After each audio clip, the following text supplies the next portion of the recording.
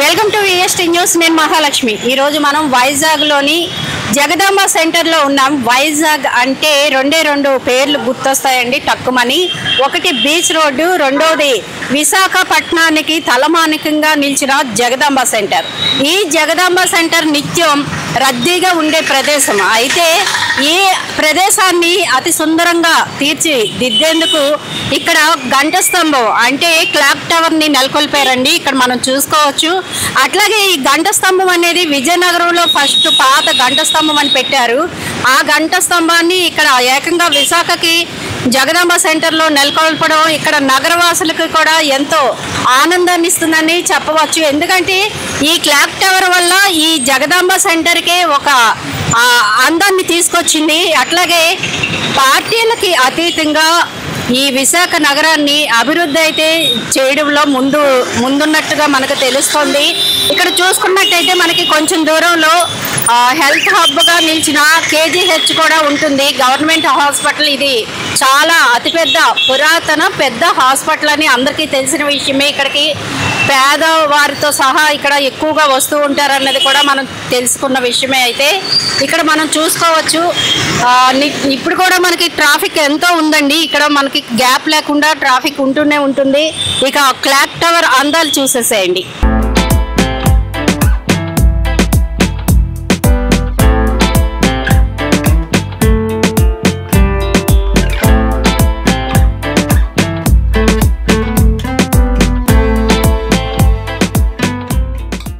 మనం చూసుకున్నట్టయితే ఇక్కడేనండి, ఇదిగో జగదాంబ థియేటర్ మనకు కనిపిస్తోంది. జగదాంబ సినిమాస్ అని చెప్పేసి ఈ జగదాంబకి ఆపోజిట్లోనే ఇక్కడ 4 కూడళ్ళ జంక్షన్ ఉంది. ఈ జంక్షన్లో ఈ గంట స్తంభాన్ని అయితే నిర్మించారనమాట ఎంతో అద్భుతంగా.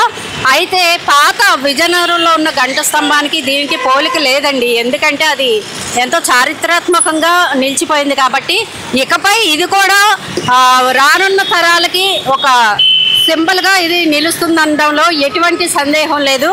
చూడముచ్చటగా 4 రోడ్లు వెంబడి రౌండ్గా సర్కిల్లా ఉన్నా కూడా చుట్టూ కనిపిస్తుందండి.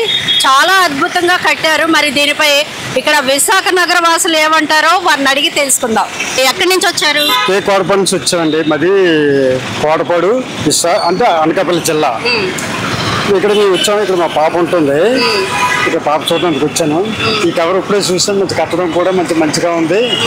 మరి ఇది డెవలప్ గురించి కూడా మరి ప్రభుత్వం కూడా మంచిగా తీసుకుని ఇంకా విశాఖపట్నం మంచి డెవలప్ చేయాలని చాలా మంది కూడా నిరోధులు ఉన్నారు. రేపటి తరం కూడా మంచి భవిష్యత్తు కలిగి ఉంటే సిటీ డెవలప్ అవుతే బాగుంటుందని ఇంకెలాంటివన్నీ కూడా కట్టాలా మంచిగా బాగుండాలని. క్లాక్ టవర్ అంటేనే మనకి విజయనగరం గుర్తొస్తుంది. ఎందుకంటే పెద్దది ఉంది, పాతది. అవును, విజయనగరం దీని మీద కొంచెం పెద్దది కాకపోతే అంటే అది ఆల్రెడీ చాలా అది పేరు పోసింది. అది రాజుల కాలం నుంచి గారు కూడా అది మంచిగా ఉంది. కానీ ఇప్పుడు చూస్తాను, ఇది కొత్తగా ఉంది. ఇప్పుడే నేను చూసాను. ఇంతవరకు నేను చూడలేదు. ఇదివరకు మామూలుగా గార్డెన్ ఉండేది. ఇప్పుడు బాగుందండి. ఈ మధ్య బాగా ట్రై చేస్తుంది. చక్కగా ఉందండి.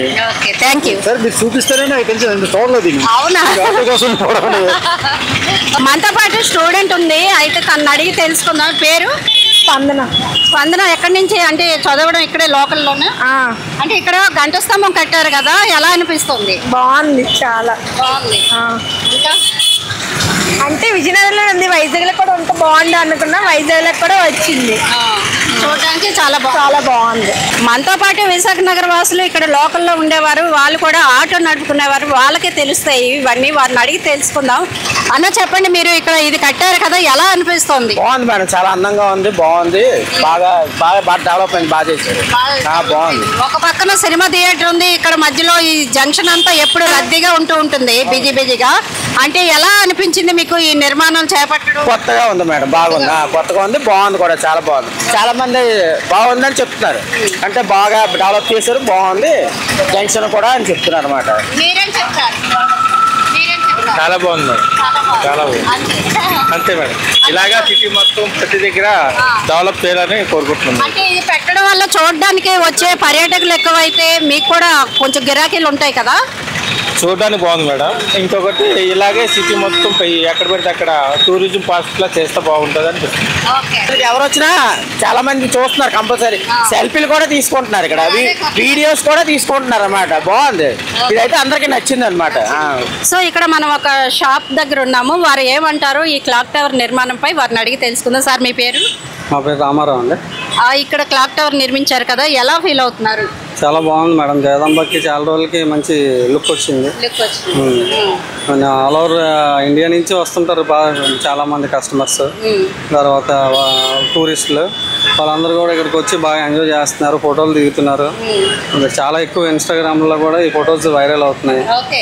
సెంటర్ మధ్యలో ఉండడం వల్ల మంచి లుక్ వచ్చింది మేడం జగదాంబకి. ఇంతకు ముందు మీద ఇప్పుడు జగదాంబ కొంచెం అంటే ఇది ఆల్ ఓవర్ నోటెడ్ కదా మేడం. జగదాంబ అంటే హైలీగా నోటెడ్, కానీ ఇప్పుడు ఇదే జగదాంబ అనేవారు. ఇప్పుడు ఇది రాగానే కొంచెం మారింది మాట. క్లాక్ రాగానే కొంచెం హైలైట్ అయింది జగదాంబ సెంటర్. అంటే బట్టలు కొనడానికి కూడా మీకు చీఫ్ అండ్ బెస్ట్ అని చెప్పి ఇక్కడ అమ్ముతూ ఉంటారు.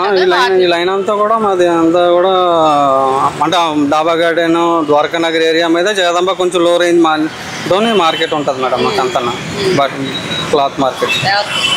ఇలా క్లాక్ టవర్ నుంచి ఒక సందులోకి వస్తే కొంచెం ముందుకు వచ్చి ఇదంతా షాపింగ్ చూసుకోవచ్చండి. ఇవన్నీ కూడా లేడీస్కి సంబంధించినవే ఉన్నాయి.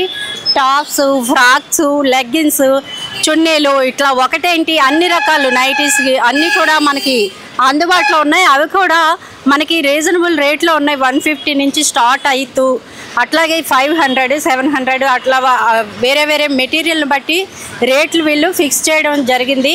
వాటితో పాటు మనకి వాచెస్, చెప్పులు కూడా, హ్యాండ్ బ్యాగ్స్, ఇలా అన్ని రకాలు ఇక్కడ ఈ సందులో మనకి అందుబాటులో ఉన్నాయి. సో ఇక్కడ అమ్మే వాళ్ళని అడిగి తెలుసుకుందాం ఎలా ఉందో, బేరాలు ఎలా ఉన్నాయి అనేది వారితో మాట్లాడదాం. సో ఇక్కడ ఒక షాప్ దగ్గర ఉన్నామంటే ఎట్లా ఉన్నాయి వీళ్ళ బేరాలు, ఎందుకంటే ఇప్పుడు ఆన్లైన్ షాపింగ్ అనేది ఎక్కువైపోయింది. మరి వీళ్ళకి బేరాలు వస్తున్నాయా లేదా అడిగి తెలుసుకుందాం. మీ పేరు? గోపిచంద్ గారు, ఎట్లా ఉన్నాయి బేరాలు అనేవి? అంటే ఆన్లైన్ షాపింగ్ ఎక్కువైపోయింది. పర్లేదు, బాగానే ఉన్నాయి. మీ బేరాలు అనేవి మీకే ఉన్నాయి? అంతే. ఇక్కడ క్లాక్ టవర్ అంటే గడియార స్తంభం కూడా పెట్టారు, దానిపై ఏమంటారు? బాగుంది, పర్యాటకంగా అందరికి అంటే ఆకర్షిస్తూ ఉంది, అట్రాక్టివ్ గా ఉంది. మీరు లోకలేనా? లోకలేనండి.